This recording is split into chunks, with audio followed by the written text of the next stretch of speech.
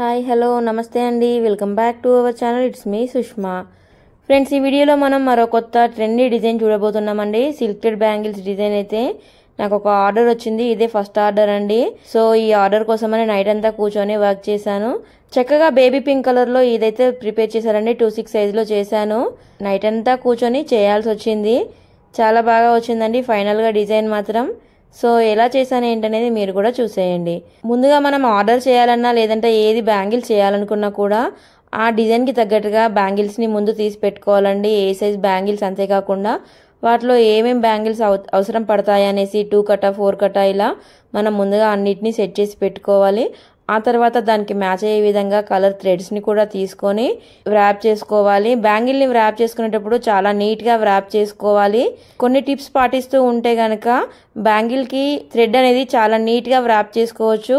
కొత్తగా silk thread bangles చేసేవారు వాటిని చుడుతున్నప్పుడు ఎక్కువగా ముద్దలాగా థ్రెడ్ వస్తూ ఉంటుంది.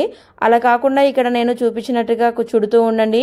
చాలా నీట్గా చాలా తక్కువ థ్రెడ్తో అయితే బ్యాంగిల్ని అయితే మనం వ్రాప్ చేసుకోవచ్చు.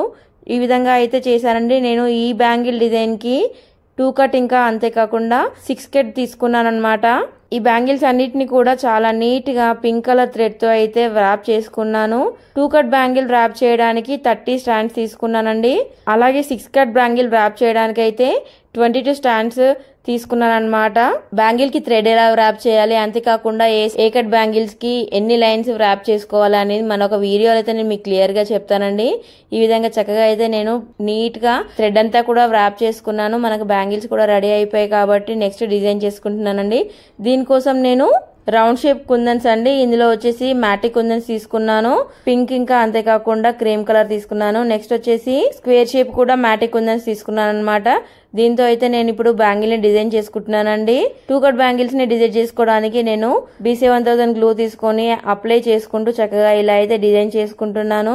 ఎక్కువ శాతం మనం బ్యాంగిల్స్ కి కుందన్స్ ని స్టిక్ చేసేటప్పుడు ఫ్యాబ్రిక్ గ్లూ కాకుండా ఇలా B7000 గ్లూ స్టిక్ చేసుకోవాల్సి ఉంటుందండి. దీన్ని యూజ్ చేస్తే గనక మనకి వాటర్ లో పెట్టినా కూడా కుందన్స్ ఊడిపోకుండా ఉంటాయి. చాలా ఎక్కువ రోజుల వరకు కూడా బ్యాంగిల్ అనేది నీట్ గా పాడైపోకుండా ఉంటుందండి. ఫ్యాబ్రిక్ గ్లూ ఏంటంటే మనము థ్రెడ్ వ్రాప్ చేసేటప్పుడు యూజ్ చేసుకోవచ్చు. ఆ తర్వాత కుందన్స్ కూడా ఈ ఫ్యాబ్రిక్ గ్లూనే యూజ్ చేసినట్లయితే మనకు గాజులు చేతికి వేసుకుంటాం కాబట్టి తడిసినా కూడా గ్లూ అంతా ఊడిపోతుంది. దానివల్ల కుందన్స్ కూడా ఊడిపోయే ఛాన్స్ ఉంటుందండి. బ్యాంగిల్స్ చాలా రోజుల వరకు చక్కగా నీట్ గా పాడైపోకుండా ఉండాలంటే B7000 గ్లూనే యూజ్ చేయండి. చాలా బాగుంటుంది అనమాట. అంతేకాకుండా బిగినర్స్ వ్రాప్ చేస్తుంటే థ్రెడ్ అంతా కూడా ముద్దలుగా వచ్చేస్తూ ఉంటుంది. దానివల్ల వ్రాపింగ్ అనేది నీట్ గా కనబడదండి. మీరు చేస్తూ ఉంటే అలవాటైపోయి బ్యాంగిల్ మీద థ్రెడ్ అనేది వ్రాప్ చేయడం చాలా నీట్ గా వస్తుందండి.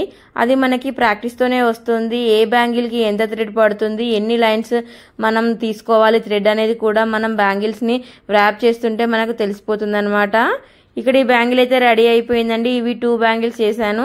నెక్స్ట్ వచ్చేసి 6 కట్ బ్యాంగిల్స్ వచ్చేసి 12 బ్యాంగిల్స్ తీసుకున్నాను అనమాట. దీన్ని కూడా నీట్ గా థ్రెడ్ వ్రాప్ చేశాను. ఎంత బాగుందో చూడండి. 6 కట్ బ్యాంగిల్స్ కి అయితే అక్కడక్కడ ఇలా రౌండ్ షేప్ కుందన్స్ అయితే స్టిక్ చేసుకుంటున్నానండి. చాలా సింపుల్ గా ఉంటుంది. సైడ్ బ్యాంగిల్స్ అనేటివి చాలా హెవీగా చేశాను అనమాట.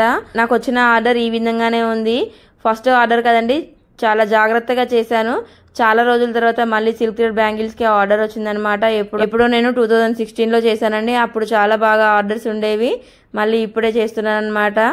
ఇంకా మీకు ఎవరికైనా సిల్క్ థ్రెడ్ రా మెటీరియల్ కానీ ఏవైనా బ్యాంగిల్స్ కానీ డిజైనర్ బ్యాంగిల్స్ కావాలనుకుంటే వాట్సాప్ చేయండి, లేదంటే కామెంట్ చేయండి. నేను తప్పకుండా రిప్లై ఇస్తాను.